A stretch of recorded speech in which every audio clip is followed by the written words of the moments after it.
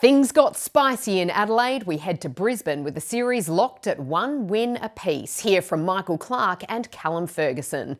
Former Test opener Simon Katich tells us what India and captain Rohit Sharma need to adjust. And while things are heating up in the Border-Gavaskar Trophy, a clip from our UK friends. A reminder, the Ashes aren't far away. Plus, Ellyse Perry, you star. Let's go around the wicket.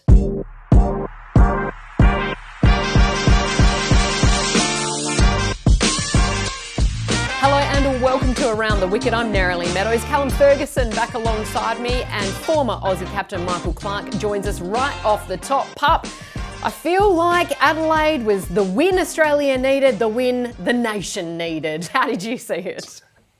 Yeah, how are you guys? Thanks for having me again. I'm a lot happier this week than I was last week, that's for sure. I think the boys were outstanding. I think our start with the ball was very similar to Perth. The execution from our bowlers in the first innings was brilliant. Once again, Mitchell Starc being the standout with that pink kookaburra, getting it to swing. And then I thought our batting at the end of day one was exceptional. That partnership between McSweeney and Labuschagne really set the game up. Travis Head obviously played a big part, making a brilliant 100. But I think it'll probably go underrated or not spoken about enough, that partnership between our number 3 and our young opener just playing his second test. The other thing that I think was a standout was Paddy Cummins in the second innings, not just taking 5 wickets, but the aggression, the way he bowled, attacking the Indian tail, using that short ball. We saw the short ball used in Perth, but it was Marnus Labuschagne bowling. I much prefer seeing Pat Cummins bowl bouncers than Marnus Labuschagne. And I'm pretty sure India would much prefer seeing Marnus Labuschagne bowl bouncers than Pat Cummins. The celebrations, as much as the Siraj Head send-off, you could see how much it meant. It was spicy, Ferg. Yeah, it was. There were spot fires everywhere for a period. But what I loved was the passion both sides showed for the contest. And I think that's one thing that India have definitely brought over the last 2 decades. And that's passion and competitiveness. Under, you think back to Ganguly and then probably Virat and now Rohit Sharma and Bumrah.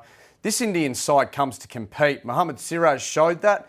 Things got spicy. There was a moment with Marnus Labuschagne the night before, and then obviously with Travis Head on day 3. But certainly I thought the way that they competed throughout that test match for the most part, and then particularly in Perth, has shown they're here to play. 1-1 going to the Gabba. There's a lot to play for. But I haven't seen one individual booed at a stadium like that. 50,000 in the Adelaide Oval. Maybe Siraj didn't get the right individual. He might have targeted the wrong guy, the local boy, Travis Head. He was booed, Siraj, as much as Scotty Boland, the cult hero, was cheered. He almost had a wicket first ball in both innings, unfortunately overstepped in the first, but still performed really well, Pup. What do you do if Hazlewood's fit? Do you give Scott Boland another chance and give Hazlewood a few extra days, knowing that these are back-to-back-to-back tests, or do you bring Hazlewood straight back in at the Gabba? Firstly, I love the aggression from both teams. So if I was India or Australia, I wouldn't be taking a backward step come the Gabba. Bring it on. It's exactly what we want. We want that aggressive cricket on the field. So to both teams, play on. Hazlewood comes straight back in my opinion, if he's fit. Unfortunately for Scotty Boland, he's our 4th best fast bowler at the moment. He's been brilliant every opportunity he's got. He's grabbed it with both hands. I thought he bowled exceptionally well once again in Adelaide. So it's hard on him. But unfortunately, Starc, Hazlewood, Cummins, if they're fit, unfortunately for Scotty, he's going to have to sit and wait again. Mitchell Starc, Pup, arguably could have been player of the match, was brilliant. Best figures in an innings, 6 wickets for 48. And we know he loves a pink ball test. But is it a little bit unusual to say that maybe he's even underrated a little bit in Australia? What do you think? Do we appreciate him enough? I think we do. I think Starkey, when he's on, he's magnificent. And he's had an awesome run with the day-night test matches at Adelaide. But not just that. You look at his statistics. He's been phenomenal for Australia. in all three formats, to be honest. When that ball's swinging, it's so hard to face him because he bowls full, he attacks the stumps, and he gets that ball to move. He's got natural angle across the right-hander, but then beautiful shape back in. So very hard to face, especially early on in your innings. I think the other thing about Stark is he's got a little bit of that Mitchell Johnson in him as well. So sometimes when he doesn't get it right, or the ball's not swinging, or the ball's a bit older, he can bowl that wayward delivery and lose a bit of control. So it probably looks worse than what it actually is. I think Starkey's done exceptionally well. I think he's a big part of this Australian setup. And like I say, when the ball's swinging, there's not many better in the world. I'll tell you what I've noticed over the last few years is that wobble seam delivery has given him a newfound confidence throughout the innings, not just at the start or when it's reversing, but when it's getting flat. And I think he's got a role to play in all phases of the 80 overs leading up to the second new ball now. That wobble seam delivery he's developed has really given him a weapon when it's not swinging a lot. And I feel like that's given him a lot of confidence. But the other thing we've really noticed in commentary this year has been how on point he's been from the first ball of an innings all the way through, whether it's white ball or red ball. It's been a super start to the summer. He's reinvented himself, as you say, time and time again. But also, I'm still not sure the public loves him as much as some others, I guess. And I'm not entirely sure. And we were speaking as well about the fact that over the years he's given up, put country ahead of franchise or money with the IPL and things like that. Yeah, and not many have. And that's something that we haven't seen a lot in the modern day at this point since the IPL came in. But from my point of view, he's given so much to the Australian team, if for nothing else, just by protecting his body and making sure he's durable for Australia and fronting up week in, week out. I tell you what, the crowd was up and about that first ball. I will say that at the Adelaide Oval, and I was one of them instead of part of commentary, just enjoying myself. Pup, enough about me. Marnus Labuschagne, you brought it up. Former Test opener David Warner, his former teammate, has come out and said, I'm still not convinced with Marnus. He got out the same way he always does when he gets over 50, hits it straight to gully. I don't think he's anywhere near where he should be. What do you think about that knock from Marnus? I thought the way he found a way to get through that first night was exceptional. I don't think India got their line and length right like they did in Perth. They were a fraction short and a fraction wide, but Marnus deserves a lot of credit. So does McSweeney. I think the way they let the ball go, they held their line in defence. So if it did move, they didn't chase it. And again, he hasn't scored as many runs as he would like. So it's never going to look, perfect first up. I think generally as a batter, if you can scratch yourself to a half century or a 60 or a 70, you take that, because then the next innings is the one where you start to feel a bit more confident, a bit more yourself, more balls are hitting the middle of the bat. So don't be surprised if he walks out in Brisbane and makes a big and important 100 like he's done for a long time. So, yeah, Davey makes a point. He wasn't at his best. And if he's going to get caught at gully averaging 50 or 60, I'm okay with that. And what about Nathan McSweeney playing in his second test? Doesn't get the half century, but geez, he did a lot of work under the lights up against that pink ball. Yeah. Magnificent. Just his second test match, as you mentioned, Nez. I think he deserves a lot of credit. A lot of talk about, can he open the batting? Is he the right man for the job? Well, he's come out and shown with that technique, that defence, again, letting the ball go, sweating on anything short. I think that'll do his confidence the world of good. But again, I think it was such an important innings for the Australian team. You look through our middle order, there's been a lot of talk about Marnus and a lot of talk now about Smithy. The longer our top order, particularly Usman and McSweeney, can bat to see off that new ball, it allows our middle order, our 3, 4, 5 and 6, to come out and play with freedom. So he's got an important job at the top of the order, and I thought he handled it very well in the toughest of batting conditions. As we look ahead to the Gabba Pup, what do you think is going to be the defining factor? I'm interested to see if India continue to have that win the toss and bat approach. I hope they do, because I think it's been the right decision on both occasions. But it's interesting. They've missed out in their first innings in both games. So they'll probably be nervous if the ball's going to move around at the Gabba.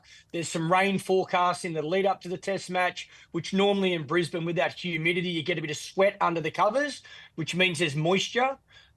Interesting to see if they keep that same aggressive attitude. But the other thing as well, we always look at, when a team loses, what changes do they make? I don't know if India will make too many changes to the 11, but does Rohit Sharma stay in the middle order or does he go back to the top of the order? So I think that's probably what I'm looking at to see. Can India stay strong with the mental side of the game and keep backing their batters in tough batting conditions? Michael Clarke, thanks so much for your time. We really appreciate it. We'll see you next Thursday after this third test. Don't go anywhere because we're going to talk a little bit more about that exact factor. Simon Katich on the Indian cricket team next.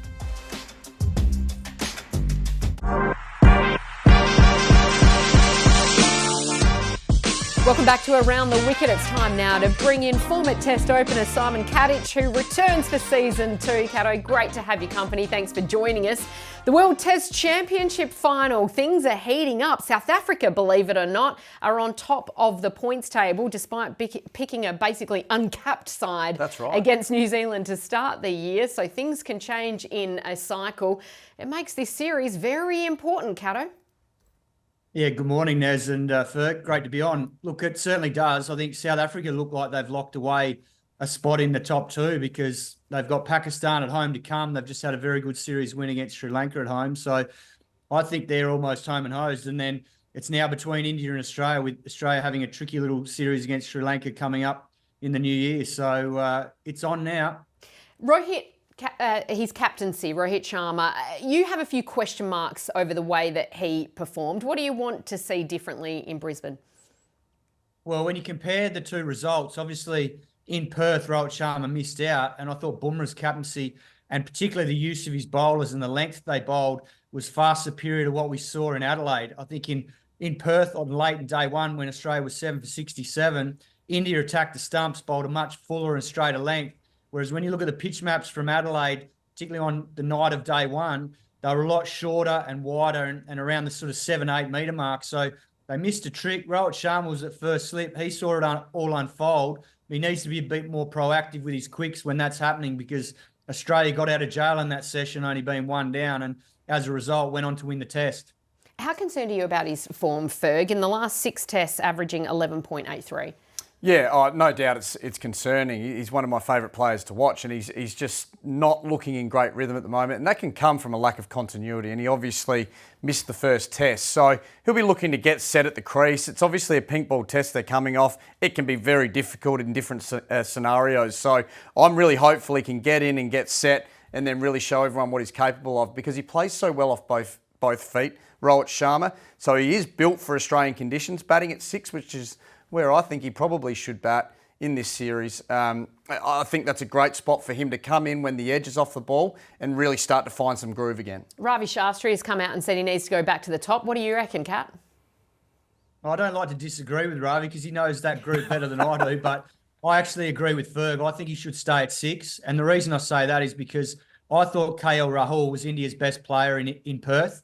Even though Jaiswal got the 160, I thought Rahul set them up in both innings. And whilst he missed out in Adelaide, I think that's where Australia, made some really good inroads because I think at the moment he looks like the player that could really hurt Australia. And the reason I say that is he can wear down this Australian attack and make them bowl multiple spells. And that's what we saw in Perth, particularly in the second innings. And I think, Rohit Sharma should stay at 6 and he can be a really good aggressive player in the middle order. You spoke about the way that Rohit Sharma used his bowlers. Travis Head, 140 off 141. Last week we spoke about the fact that Jasprit Bumrah perhaps has left Australia with some mental scars. Do you think that Travis Head has inflicted some, difficulties and psychological damage on India? Because now we're talking about the World Test Championship final 100, the One-Day World Cup 100 in the final, and now this in a really important test between these 2 teams. What do you think, Kat? Oh, look, Travis Head's definitely India's bogeyman at the moment. When you look at those knocks, they're all come under pressure. They're in big moments. He did it there in Adelaide in front of his home crowd. And I think the thing that stands out, he's won 8 Player of the Match awards already in his short career. So, he loves standing up when the team needs him most. And I think India missed a trick the other day. Once he got to 50, at no stage did they try and slow him down by going upstairs with a bouncer barrage with the field spread and making him earn his boundaries that way. They just kept thinking they were going to nick him off, and he's too good for that. Once he gets set, he absolutely destroyed him, and he took young Harshit Rana down in the process. So he's already put some big scars on this Indian team. We were talking earlier about the Siraj send-off Yes. as well. Kato, I know you're a really, really lovely guy, but you're not always that way. Tell me, what would you have done if you copped a send-off like that? And I think you may have back in the day. Yeah, I might have caught one or two in my days in Shield cricket, and when it did happen, I reckon my Croatian blood went to 50 degrees immediately, and I think my elbow came up pretty much automatically as the bowler ran past me. So thankfully there was no contact. There was a bit of an apology afterwards from both players involved, and we got on with it, and there was nothing untoward. Thankfully happened. I'll tell you what, having batted with Cato at bat pad a few times, I can 100% see that happening. The aggression in him out in the field was fantastic. Just a great competitor. Poor old Sakes, was it? It might have been Sakes. Kato, from one interesting moment to an inexplicable moment, Mitch Marsh, fellow West Australian, what was he thinking with that dismissal? He didn't hit it. Oh, no, it was amazing. Obviously, he sort of gave the umpire reason to give him out because he walked off to the side of the crease and almost, looked guilty. So, I think from what I've seen these first two tests, I mean, Mitch Marsh has had a great 12 months getting back into this Australian test team, but I think he's looked a bit tired. I know there's a little bit of conjecture around whether he's sore or not, but he's just looked tired, and obviously he's just had his first daughter, Olive. I'm not sure if the families are with him at the moment. So, just wonder whether he's getting enough sleep. Being a newborn father, you sometimes go through a phase where if you're getting, disrupted sleep and waking up early because the kids are up early. I know from experience, there was a season back in 2012 in England where I felt like I played the whole season hungover with my young bloke at 15 months old, waking up at 5 every day and waking 2 or 3 times during the night. So it's not an easy phase. So hopefully he's not going through that, but he's looked a little bit tired at the moment. Just to clarify, you weren't hungover though, right? No, I hadn't had a drink. It was just that newborn baby phase. I've been there. It's tough when the kid's not sleeping very well. But I'll tell you what, Mitch Marsh, he's no salesman, is he? He just starts walking off towards the sheds, Kat. I mean, he's getting given out every day of the week. He's missed that by almost an inch. He's too nice is the problem, I think, Mitch Marsh. Steve Smith, how concerned are you about his form at the moment? So this year in Test matches, he's averaged 23 and hasn't scored 100 since the Ashes last year. Yeah, it is a concern when you listen to those numbers. And obviously, we know how great Steve Smith's been, averaging 60 in Test cricket and being, the standout of this generation. I think the hard part is in that second innings in Perth, he looked really good in terms of his movements and the way he was hitting the ball. He got a pretty good ball from Siraj when he got out for 17, I think. So I know in Adelaide, he was a little bit unlucky getting strangled down the leg side. So, look, I'm loath to write him off just yet because we know that in these conditions he's very good. But history would suggest that at 35 years of age, it's tough and you wouldn't think that he's going to be back to his best because generally 35-year-olds have been past their peak. So, he's got some tough challenges ahead. My gut feel is he's got some luck coming his way. As we just mentioned, caught down the leg side. I feel like he's moving quite well through the ball. Watching him closely at the ground, commentating, he looks like his body weight is transferring both ways really nicely. He just can't get away at the moment. So I'm really hopeful he can get set and get into the game because if he gets set, at some point he's going to hurt someone. Meanwhile, across the ditch, one of the other Fab Four, Joe Root, has moved well ahead. 36th Test ton, which brings him a line with the top 5 ever century makers in Test cricket. A remarkable effort. He equals Rahul Dravid, but still we don't put him ever, it seems, at the top of the Fab Four conversation. It's interesting. How much is next year's Ashes going to define the legacy of Joe Root, do you think, Kat? Look, I think he's been magnificent under Brendan McCullum. I think averaging 57 at a strike rate of 68, there's no doubt that, that suggests he's thrived under this new regime of Bazball. So 1100s in that period. And he's gotten better and better, and he's still got plenty to come. He's still relatively young compared to the other 3 there on screen. But I think in terms of his legacy, next year's Ashes will define his legacy because he's never scored 100 here in Australia. And I think that's why he's probably been judged a lot differently here on these shores compared to abroad. There's no doubt he's one of the greats in terms of what his output's been, but I think he'll gain full respect if he can peel off a couple of hundreds here in the Ashes and England go on to win the series. But I think he's got his work cut out against our attack, particularly if they're all fit and firing next year. It is interesting, the comparison between Smith and Joe Root when it comes to the Ashes. So he's well ahead in the numbers, but then those Ashes, you've got Steve Smith 800s in England. You've got Joe Root 000s in Australia. Yeah, look, I've always watched Joe and felt like he likes using third man a lot and behind point. And in Australian conditions, if you're going to that early in your innings, you can find yourself in a little bit of trouble. And I feel like that's probably been the only thing that's held him back. I do feel like he's got the game set in his ways that will enable him to be successful over here, but I'd like him to just aim a bit straighter for longer and then bring the other parts of his games out wide into it, because I think he can hurt Australia through that region, but it's just got him out a bit in Australia. Cato, I feel like the English are a little bit jealous of the Border-Gavaskar Trophy at the moment, though, because whilst they've taken a 2-0 lead over New Zealand, Mike Atherton has written an article about the Fab Four. He's basically anointed the next generation, England's Harry Brook, India's Yashasvi Jaiswal, New Zealand's Rachin Ravindra, but then added, and the Aussies, where are they? They've always been a little conservative down there where selection is concerned, but if they have anyone under 30 who is any good, it would be nice to get a glimpse sooner rather than later. They miss us, don't they?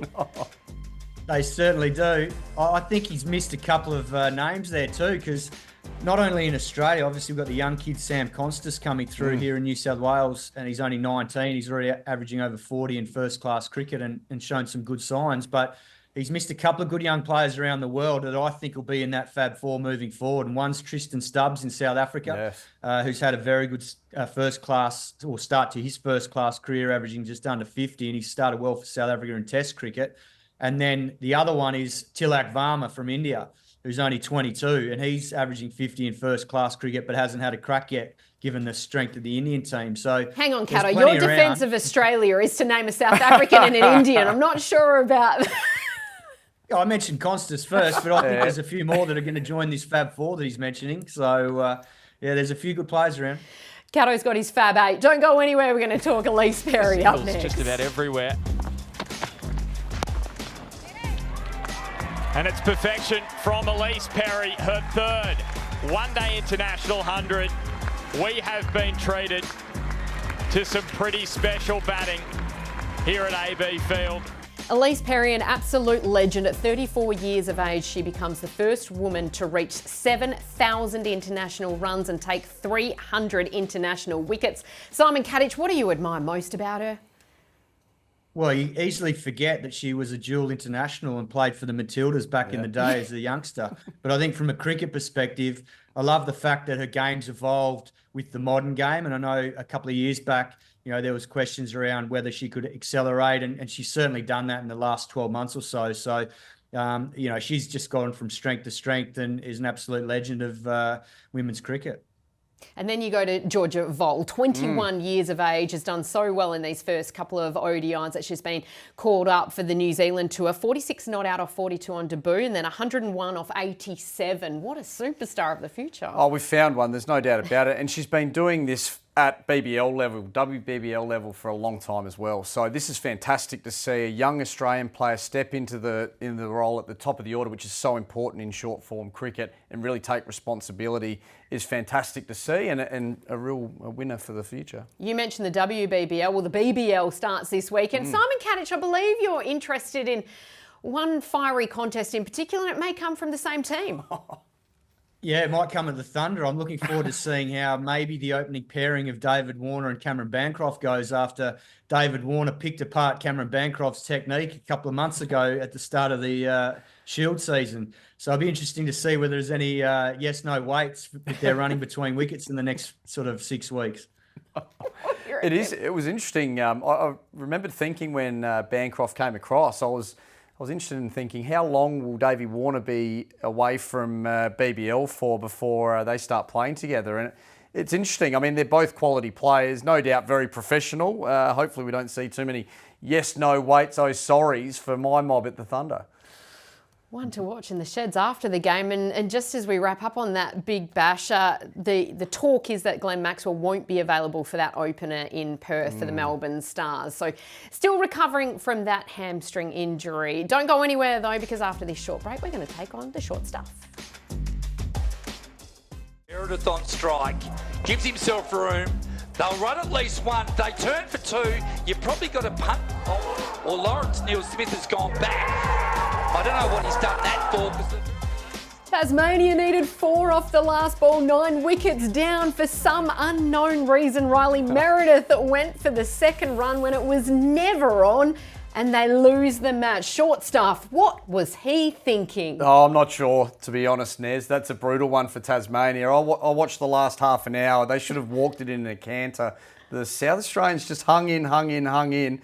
And if you manage to get a couple of tail enders at the crease at the back end, it can be absolute chaos when the pressure comes on, Kat. I reckon Riley Meredith will be thinking things through over these couple of days.